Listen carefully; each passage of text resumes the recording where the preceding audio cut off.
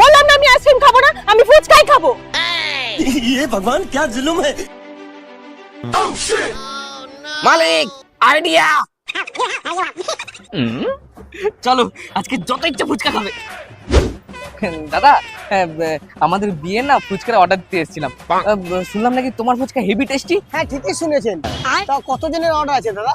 ওই 1000-1200 জনের মতো লাগবে। হ্যাঁ হ্যাঁ হয়ে যাবে দাদা, হয়ে যাবে। আচ্ছা দাদা ওই অর্ডারটা নেওয়ার আগে না তুমি 2 প্লেট ফ্রিতে টেস্ট করাতে পারবে? হ্যাঁ হ্যাঁ কেন টেস্ট করবো না, এই নিন। अभी मजा आएगा ना भिड़ो।